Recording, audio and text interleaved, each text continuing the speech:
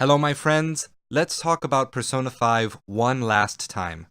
In my first evaluation, I discussed the themes and influences that the historic sophists had on Persona 5, mostly in the manipulative and self-advantageous dialogue mechanics of our main character.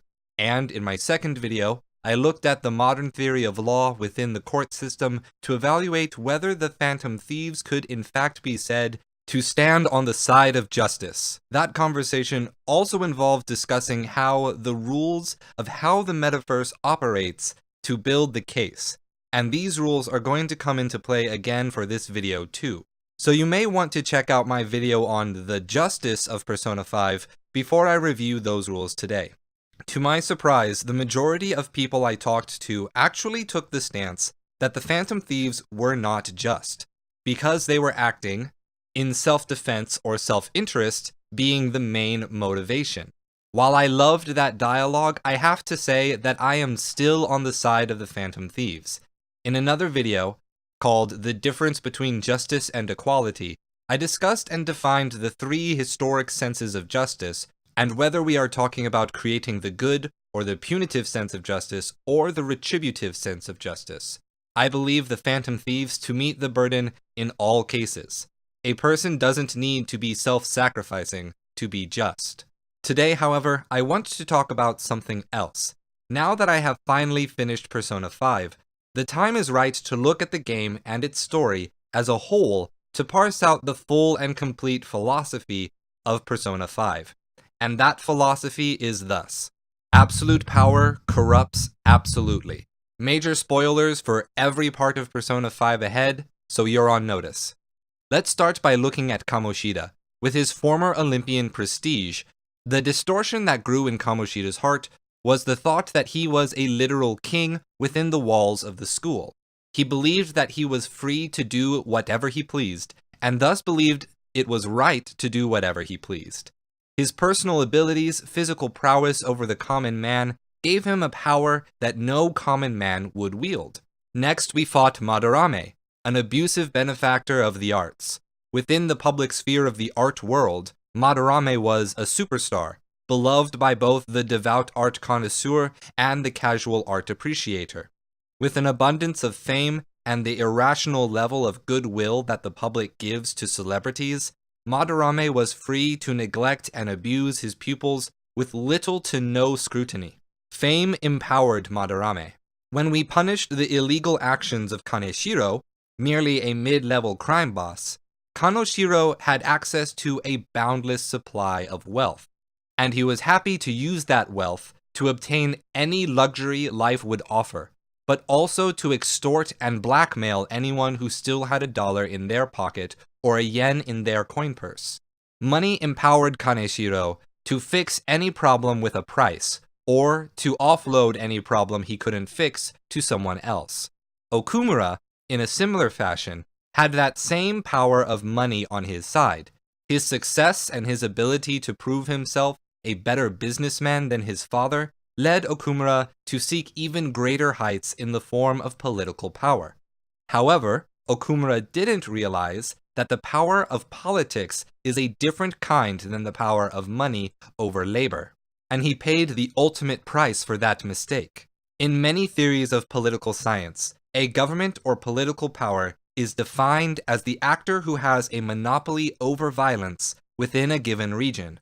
Theoretically, a just political power is one that only points that violence outward at other governments that would choose to threaten its citizenry, or at other actors among those citizens who would engage in violent or harmful behaviors against their fellow citizens. Senator Shido, on the other hand, was able to usurp that monopoly on violence from within, thanks to the existence of the metaverse and a little Machiavellian-style fortune.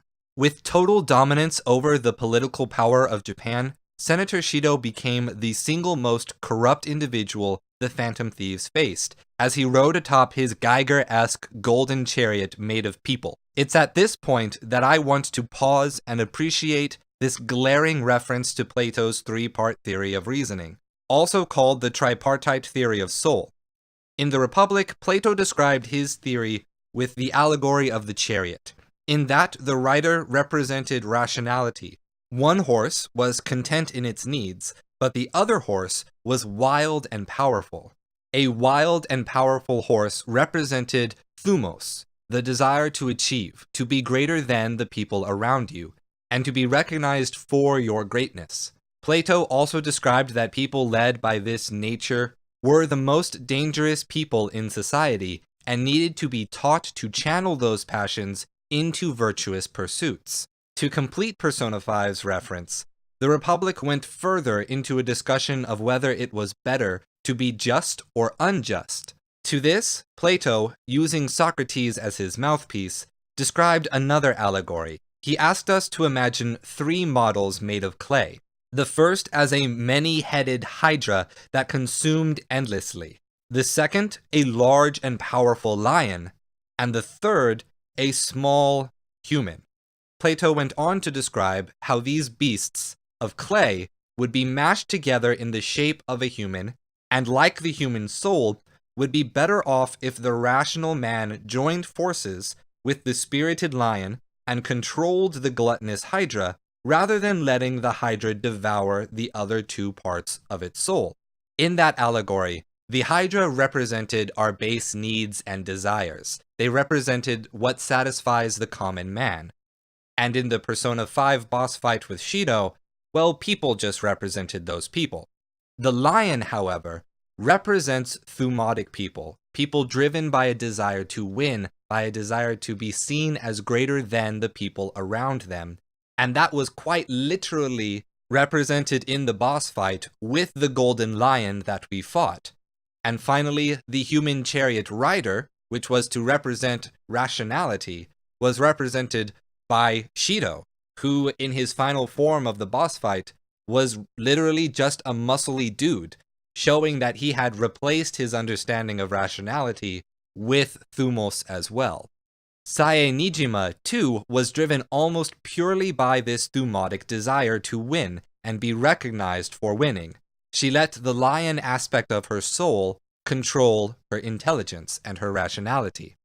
The boss fight against Shido solidifies the message that if thumotic people are left unlimited and unchecked, their corruption is absolute.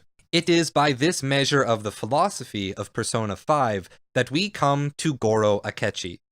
As the constant antagonist of the game, he is intimately aware of the potential injustice of the Phantom Thieves. While none of the criticisms that Akechi made on television held up to scrutiny, the whole time, Akechi was living out the warnings he levied against the Phantom Thieves. He was the corruption that a Phantom Thief would become if left unchecked, with no limits by others. But we're not finished yet, my friends, because there is another palace that we haven't discussed yet. Mementos, the collective unconscious and the palace of the general public. It's time to look at the rules of the metaverse. A palace is created by the distortion in a person's heart. These distortions create the corrupt personalities of people in the real world. And as we've seen with each palace so far, that the influence of power creates these corruptions. So what does that mean for the general public, for society as a whole? Persona 5 is attempting to show us that when a society as a whole grows in power, the corruption we experience is complacency, a general disinterest in the corruption of others, and a willingness to give up our freedom to the distractions that society puts in front of us. This, above all else, is the most sobering idea in the whole game. I made a point to talk to every caged person in the final areas of Mementos, and it was a heart-wrenching experience. Ultimately, Persona 5 is a reminder, not only of the truth that absolute power corrupts absolutely, but of how that truth demands that we stay vigilant, stay woke, and act against that corruption in any way that we can. Thank you for watching, everyone. This game has provided me nearly 200 hours of enjoyment and philosophical inquiry. I want to give a special thank you not just to those who watched to the end of this video, but to everyone who took the time to engage with the other analyses of Persona 5 that got us here. If you enjoyed this video, I am sure you will love the others, subscribe to the channel, and share this video with your friends. I don't pay anyone to advertise the channel, so the only way that we can grow is with your help. I will see you again next week, and, as always, stay true.